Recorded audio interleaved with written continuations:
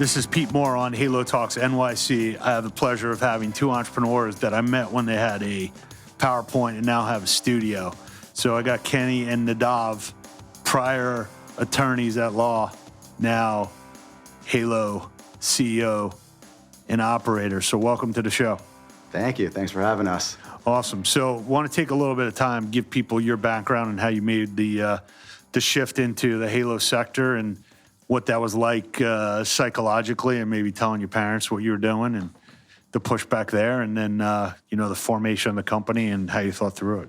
Yeah, for sure. So Nadav and I always like to start with kind of how we met each other. We were both corporate lawyers at Kirkland & Ellis, big firm in New York City. I was there for 3 years, Nadav was there for 4 years. And it became pretty clear to us very early on that we both did not want to practice law our whole lives. For me, it was probably about 2 weeks in. What would you say for you? Two days max. 2 days, yeah, something like that. 2 days in 4 years. Yeah. So, we were both there, as I said, for several years, though. And, during the time that we were there, Nadav and I also had been doing CrossFit together for a number of years down the block. And that time that we used to work out in the morning was really our best time of the day. It was the only time that we really enjoyed. We kind of walk out, go our separate ways, and be like, all right, we're kind of fucked for the rest of the day. That's really it.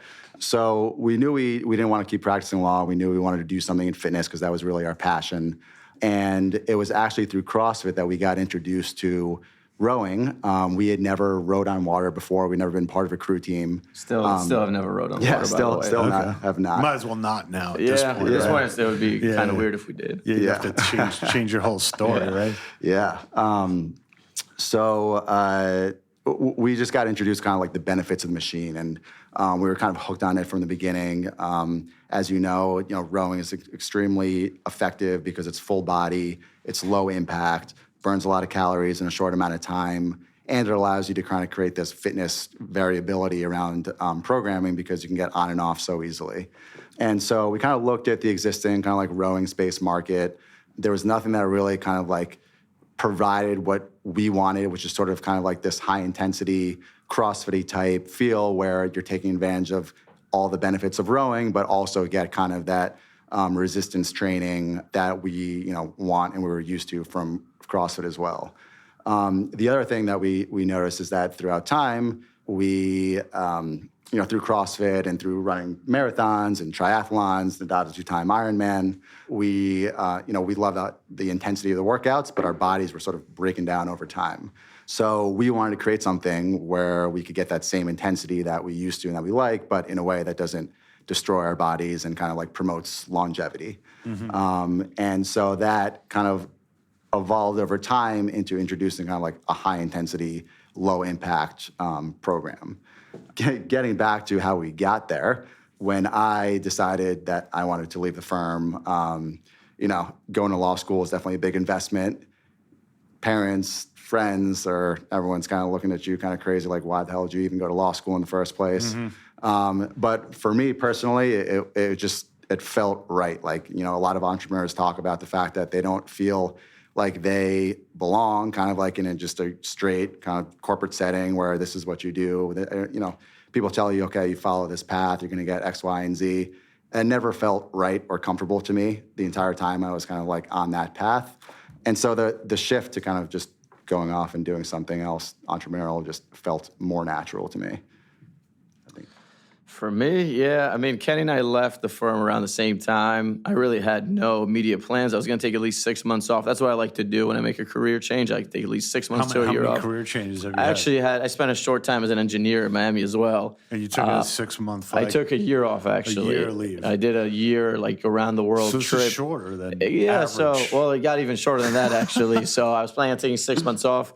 I packed all my stuff. I ruined it for him, as you'll hear. Yeah, I'm still a little salty about it. But basically packed everything after 7 years in New York. I packed all my stuff, dropped off at my parents' house in Miami, grabbed my little bicycle, and I was off to Hawaii. I was training for an Ironman at the time. Nice. So I had my little kind of shithole on the beach there that didn't have a window, it didn't have like a wall, essentially. I just had like a screen around. So I'd wake up with a lot of bugs inside. But, it was my little home. And I'd ride my bike and train for my little race. And then shortly thereafter, I get a call from my old pal, Kenny. who has an idea for what is now essentially Rowgatta.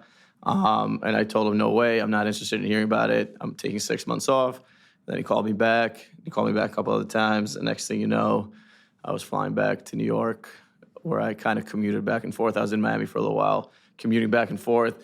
Spent, what do you say, like 100 nights, call it, on his couch? Yeah, we actually just threw out the comforter that he spent many nights on. Yeah, couch, so I would sleep. Couch guy. Mind you, this guy lives in a studio with no closets. So I would sleep on the couch. Eventually, his girlfriend, Neeners, a nice lady, she moved in, and I would still sleep on the couch. So it'd be the three of You us got a in Chinese this little wall or something there? Or like, we got Chinese just nothing. straight up. It would just be the three of us. You know, if I sleep over on like Valentine's Day or whatever, I'd just be like, listen, guys, I'm gonna put headphones in. You guys do whatever you got to do. I promise I won't interfere. So that's kind of how I got dragged back into this beautiful city of ours. Gotcha.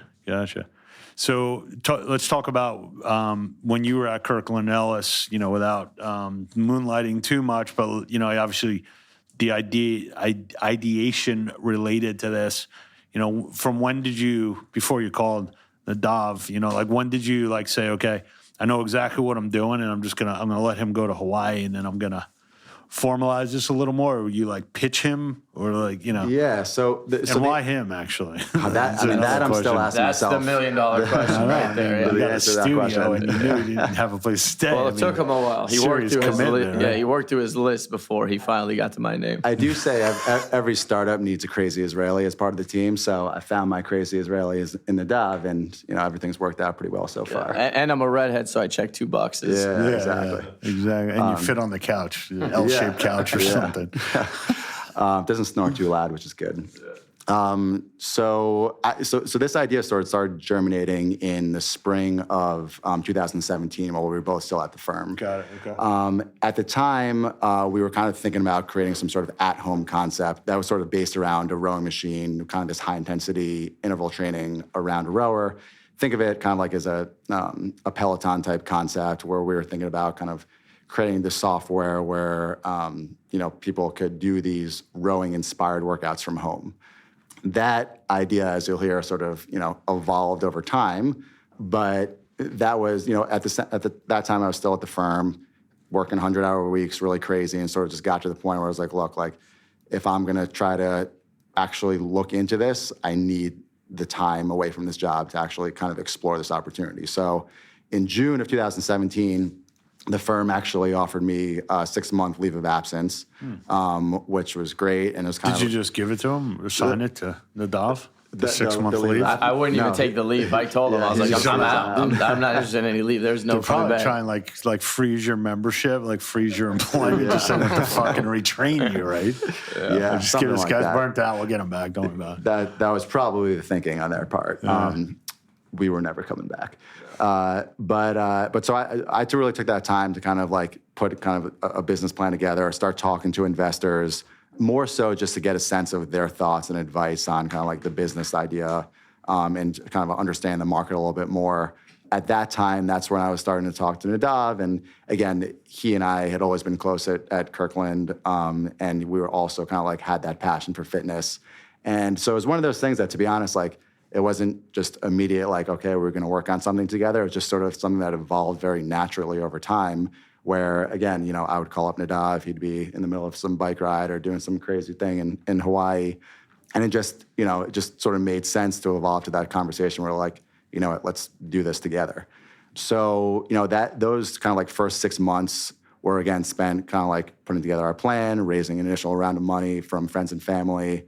And then, again, at the time, we were kind of working on building out this software, designing a new piece of hardware, actually. I think we should give him the old Rowgatta tale. I feel like it's a good tale. Take it away. Yeah, far away. The old Rowgatta. So this is what we call old Rowgatta. So that was the plan initially. It was like an at-home concept as sort of like step 1, and then brick and mortar was going to be step 2, right? Like to kind of like supplement or support or whatever. We had an office in Dumbo, kind of like this one, very nice. We were at a WeWork down there. We had put a great team together. We had designers, software developers, the whole thing. We're working with a big-time name that was doing our hardware design and supposed to do our manufacturing. We worked on this for a while. We had some issues on the hardware front where our prototype kept getting delayed and delayed and delayed. It was being allegedly built in Taiwan. But it became kind of obvious just at some point that things were not quite going as planned. The downside is that the more time goes by, the more pot committed you are essentially to this course of action that you've taken, because you're like very far down this road. And we're kind of hopeful the whole time that, you know, maybe it'll just show up. It'll be beautiful, it'll be amazing, and all be forgiven. And we also happen to know that somebody out of Boston was doing something similar. So we had kind of like an arms race going. We did finally get our prototype significantly delayed. And when it showed up, for lack of a better word, it was a piece of shit. And at this point, we'd spent, like a year? Yeah. A year, maybe more, working on this. So that was very heartbreaking for us. I mean, I personally, I didn't eat for like a week. I lost like 12 pounds after that. We got that. I mean, it was, I a real, ate for 2 people. So. Yeah, it was a real, we deal with depression differently. So it was a real, that was our Put the low prototype point. in his studio, though, just to clutter it up a little more? Well, yeah. So actually, Probably should have. it's in storage right now. If you ever want to come see it, we'll show you. Yeah, it's the artifact is still there. So that was like a real Maybe you kind can of use like, it as like a chandelier or something in your studio. We'll that was the find a first way. idea. yeah, we're gonna find a use for it someday, even if it kills me. Right? Structural art. Yeah. So that was, I would say that was the low point throughout this whole process, and we've had plenty of low points. And essentially, we had like a reckoning, right, where it was like, here are our options. One, we can liquidate and give our investors, you know, a small percentage of what they invested. We can go back down this road, but again, we knew someone else was doing this, and to be honest, we really didn't enjoy it so much. For one, neither one of us, I mean, I have an engineering background, but not in computers. And we're running like a software team essentially, right? And people are telling us this is supposed to take this long, it's going to take that long. And other than ask questions and use our common sense, there's not a whole lot we can do, because I have no idea how long it's supposed to take to build out this functionality, because I have never done it and I don't know how to code. Yeah. So to be honest, we didn't really love it. It was very stressful. And we didn't really want to go raise money essentially to be like, listen, guys, we're going to, you know, hit the reset here and start this over. So the other option was to kind of reverse course and go brick and mortar, with the idea of then coming back to the software. We do have, Kenny and I have like, you know, patent pending on some of our software we developed. And we did learn a lot through that process. But we decided to switch gears and then go into the brick and mortar space. That was in like October, right, of last year, when we kind of decided that this is what we're going to do. And in May, we had already started construction on what is now Rowgatta Union Square. And September 14th of 2019 was our grand opening. So, you know, call it 11 months or so from the time we said this is what we're going to do until we open, which we think is pretty good, considering that we also do not have unlimited resources at our disposal. Yeah. Gotcha. And for people out there who like hear about these pivots all the time, like really what we did is we always had this vision of kind of introducing this rowing inspired high intensity interval training content out there. And it was just a matter of figuring out, okay, what is the best way to get that to people? Going through this process again with this hardware is probably not it. And so we realized that going kind of like this brick and mortar route, building this brand and this concept through that way, and then expanding from there is kind of was our best course of action to get that out there. Gotcha. So once you open, what kind of roles did you guys either deliberately take on and try and split up, or, you know, is it all utility infielders, you know, whatever's available that needs to get done, like we'll parse it up? That's a good question, because we meet with a lot of people and people ask us, oh, who does the marketing? Who does the operations? Who does the classes? Who works the front desk? And basically the answer is always us. It's pretty much, you know, when we first opened, we really did everything. We're trying now to kind of like transition away from that a little bit, because it's just not the best value of our time. And it's not sustainable. Yeah, it's not sustainable. It's not the most efficient way to do it. But I mean, we've really done everything for this company, from running the construction process. We've worked the front desk. We coach. We, you know, run operations. We do the marketing. We really kind of do it all, and we enjoy it.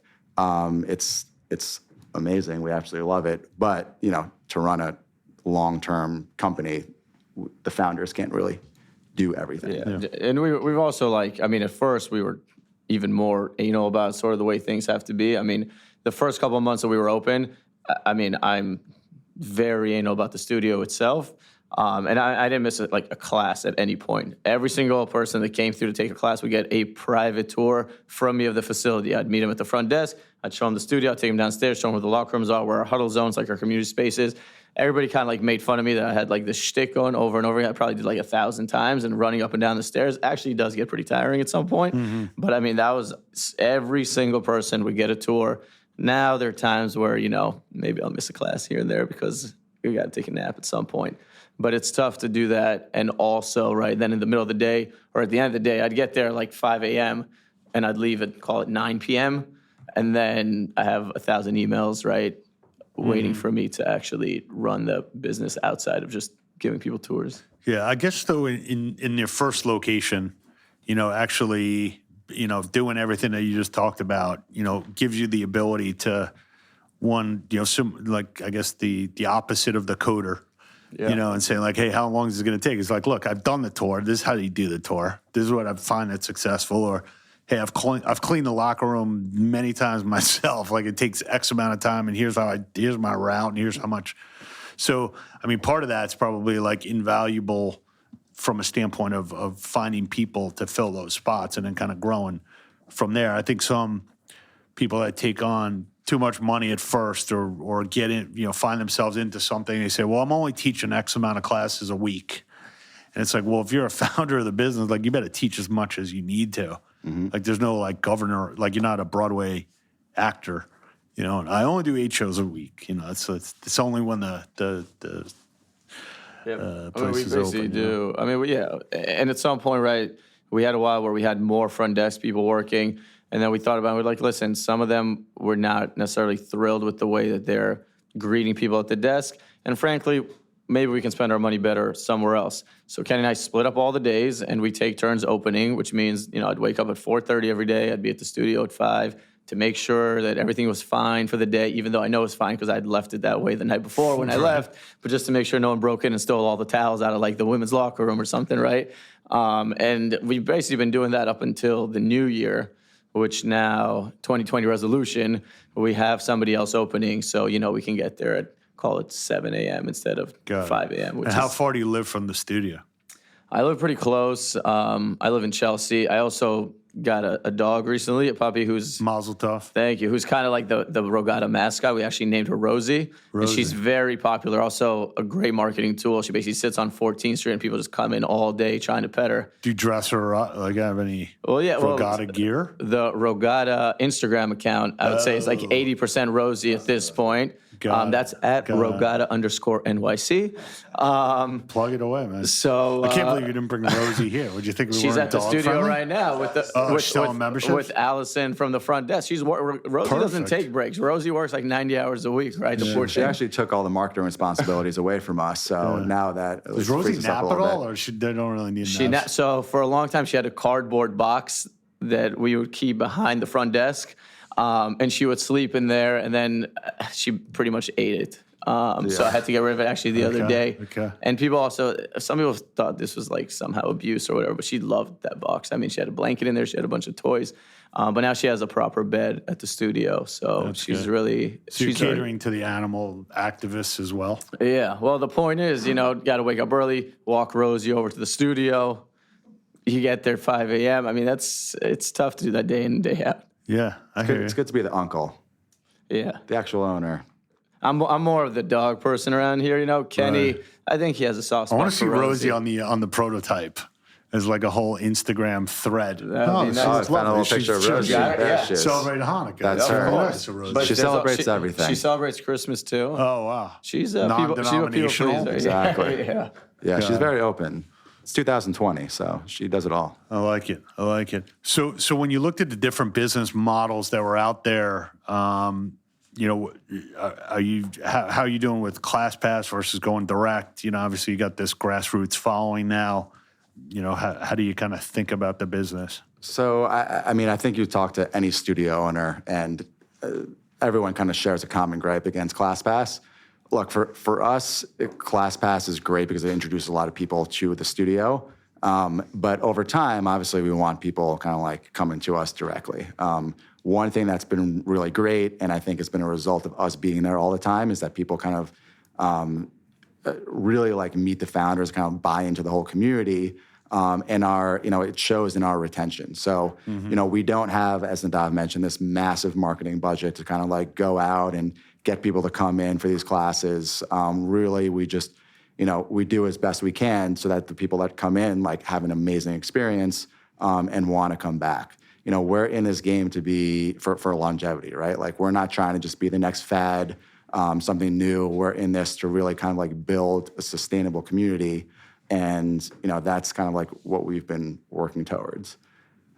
Yeah, I mean, we always talk about sort of that when you see these studios around the city and just in general, there's sort of like a few different types. There's kind of like two aspects that we view that you really kind of need to hit on if you want to last long term. One is the actual product, right? You want to have a good workout or whatever it is that happens inside the actual studio. Needs to be well thought out, which we think a lot of studios don't necessarily do that. And the other part is sort of like the experience, right? That's like the amenities. If you're going to be paying, $35 or $40 per class, you're going for an experience, right? You're not just going to, right, kind of like drop your stuff off, work out, and leave right away.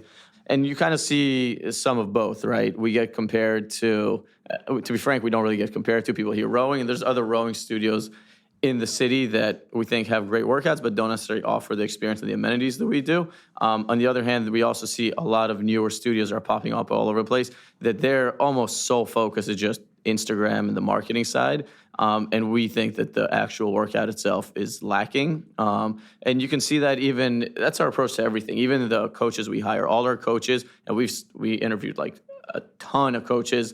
We have our like founding coaches team of our 5 coaches that we love. Give them a shout out to Julia and Lex and Dom and Chris and Ari. Did I forget anybody? No, I think that's everybody. You, Coach Nadav. And me and Coach Kenny over here as well. Got it. And they're all fitness professionals. This is what they do. They're not, actors and singers and baristas that do this on the side. They're all certified. They all have experience. And we also, we're not paying them just to sort of like flash themselves on Instagram, right? We're there to really connect with our members and share their knowledge and experience. And that's sort of been our approach. We always talk about kind of having like delivering an authentic experience. And I think the fact that Kenny and I are to a large extent self-funded and have to do everything ourselves, I think it sort of translates, right? Because we're there, control everything, there every day. And that's been sort of like one of the big positive kind of points of feedback is that we get back is people are like, it really feels kind of like very homey here. And that's really important to us. Yeah, and that kind of stems a little bit from our CrossFit background and experience, right? Like we, one thing that CrossFit does really, really well is build our communities. And that's something that we always wanted to kind of like bring with us towards this like boutique space, right? If you call it that. So for example, we have downstairs in our athlete huddle zone, kind of like an area to warm up, cool down. There are foam rollers, theraguns, lacrosse balls, and kind of like this community space where we hold events. Just on Friday, we had an event with Burger and Lobster, in the neighborhood, and people took the evening classes. They came and hang out downstairs. Had delicious lobster rolls. I had 13 lobster rolls. Yeah, 13. I had like a bet going with the guy making them. I could have kept going, but melt, they were small. They were smaller lobster rolls. Really? He thinks he can eat a lot, but it's Kenny's the one with the big appetite, actually. I know. Yeah. Well, you got to sell some more memberships. He's a growing boy, this guy. Yeah. So the Lions got to eat. Yeah. Exactly. Yeah. So just picking up on one of the points you said, when Orange Theory was starting out, they originally had 5 studios. 4 of the 5 studios were losing money, and they focused on the results that people were getting out of the workout. And I feel like a number of the boutiques here have kind of forgotten that like what we're selling results. Right. Just like CrossFit at the end of the day. Like I'm selling that you will get stronger if you follow this playbook. It seems like you've kind of taken that to the rowing space, which some of it might be more Instagrammable versus like, hey, you're going to put in 45 minutes, 3 days a week. Like you will look, a certain way and you will feel better. And I feel like somehow that's gotten lost in the messaging. Like people are working out because I want to look better in front of a mirror. That's the first thing. Yeah. And then kind of, at least that's how I've always viewed it. Yeah, no, it's extremely important to us. And, like we mentioned our legal background, our corporate background, but we're also both NASM certified personal trainers. We're both CrossFit level 1 coaches. So for us, it's more than just, a financial business, right? Like for us, we really care about creating results for people and having people come in and just feel better and look better and really like exceeding and hitting their potential. That is really our goal at Rowgatta. And, it sounds crazy, but it's a little bit unique for people to have that approach. Yeah. No, it's great. So you're how many months in at this point? 4 or 5 months? Tomorrow, 4 months. 4 months? Big anniversary. If you guys want to come by for a class, Great. huh? Yeah, if they got lobster rolls, I'll go. That sounds awesome. I'll pick up a lobster roll for you. Yeah, if you pick up guys one come. lobster roll, Well, cut into 13 Well, pieces, and I'll be there. on Sundays we have bagels every Sunday. Actually, that's down in the lovely. huddle. Sunday bagel burn. Bagels and schmear after Bagels and class. burn? Yeah. In that order, I hope. All right, great. Well, why don't you plug the address here so we can get people over there? Yeah, so it's 31 West 14th Street. That's New York, New York. It's a couple blocks away from Union Square, so very Across easy the to get street to. from the ginormous Party City. Everybody knows most where people Party know City that. is. We're right across the street. I basically got sit it. on a stool and stare into Party City, 15 hours a day. So if anybody wants to come say hi to me and Rosie, please do. Awesome. All right, guys. Congrats on the success. Let's get this one working and then kind of go from there. Love it. the work ethic. Sounds good. Yeah, appreciate it. Thanks for Thanks having guys. us. All right, guys.